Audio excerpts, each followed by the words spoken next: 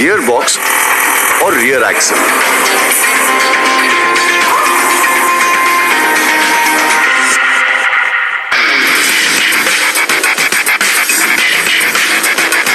Buckle up area में एक red sealant लगाकर रियर एक्सल को गियर बॉक्स से जोड़ते हैं।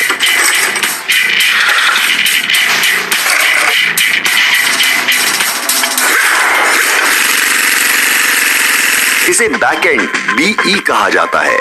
इस जॉइंट के बाद गियर बॉक्स में गियर ऑयल भरते हैं और गियर बॉक्स शाफ्ट लगाकर गियर की स्मूथ फंक्शनिंग चेक करने के लिए गियर टेस्ट करते हैं। टेस्ट ओके होने के बाद बैक एंड को क्रेन मूविंग असेंबली लाइन में ट्रांसफर करती है।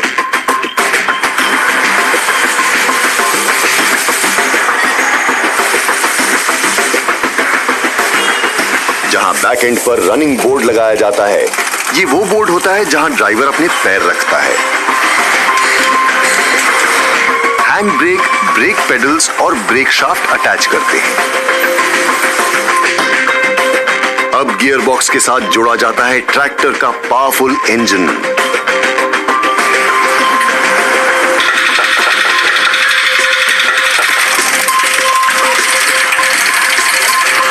इसके बाद रियर एक्सल से हाइड्रोलिक लिफ्ट अटैच करते हैं। ये ट्रैक्टर का सबसे खास पार्ट होता है क्योंकि ट्रैक्टर से जुड़ने वाली सभी कल्टीवेशन टूल्स की मूवमेंट इसी से कंट्रोल होती है।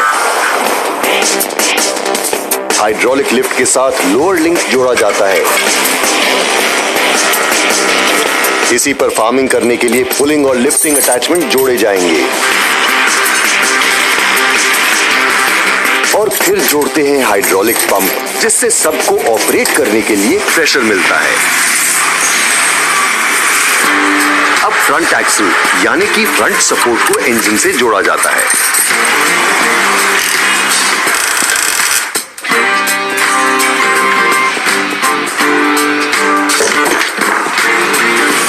पावर स्टीयरिंग कॉलम को गियर बॉक्स से अटैच करते हैं।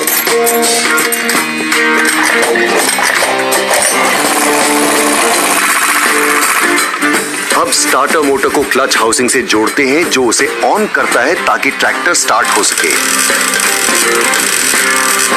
ये लीजिए, इसी के साथ ट्रैक्टर की असेंबली हो गई पूरी। पार्ट्स की फिटिंग और प्लेसमेंट के लिए क्वालिटी चेक्स किए जाते हैं। स्ट्रक्चर को पेंटिंग के लिए पेंट शॉप भेजते हैं।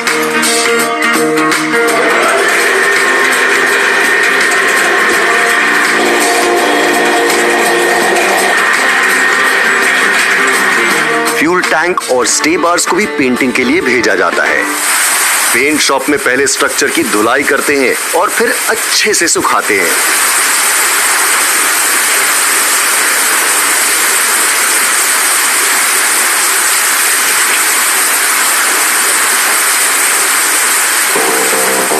पहले शासी की अंडर बॉडी पर ब्लू प्राइमर कोटिंग होती है और बाद में अपर बॉडी पर।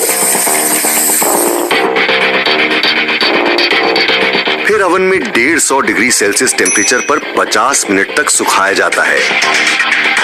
अब पेंटेड स्ट्रक्चर को फिर से असेंबली लाइन में लाते हैं।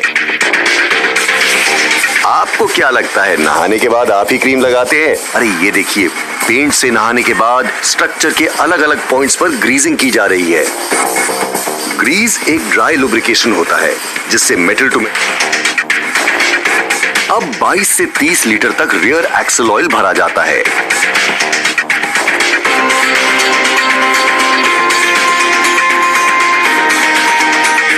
रियर एक्सल पर रियर व्हील फेंडर्स जोड़ते हैं। अब स्ट्रक्चर पर फ्यूल टैंक और स्टे बार्स जोड़ते हैं। लीजिए, अब लग गए फ्रंट और बैक टायर्स। इन 7 से 8 फीट ऊंचे जायंट ट्रैक्टर के टायर्स के सामने इंसान भी छोटे लगते हैं। और 1930s में तो ट्रैक्टर के स्टील के व्हील्स होते थे।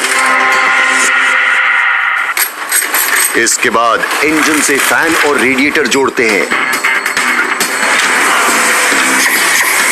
और फिर रेडिएटर में कूलेंट डाला जाता है।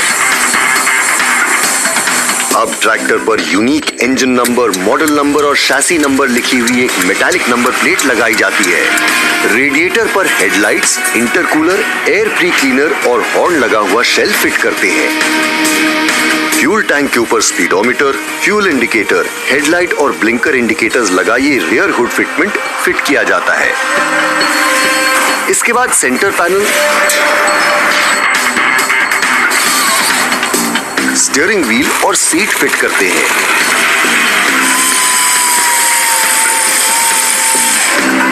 रेडिएटर शेल के ऊपर फ्रंट हुड लगाते हैं, फिर बैटरी बॉक्स और बैटरी सेट की जाती है।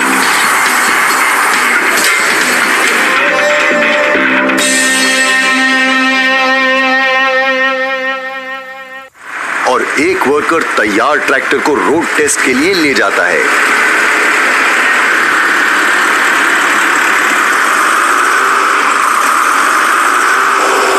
रोड टेस्ट में ब्रेक्स, रिवर्स और फ्रंट गियर्स, टर्निंग रेडियस और लीकेज चेक किया जाता है।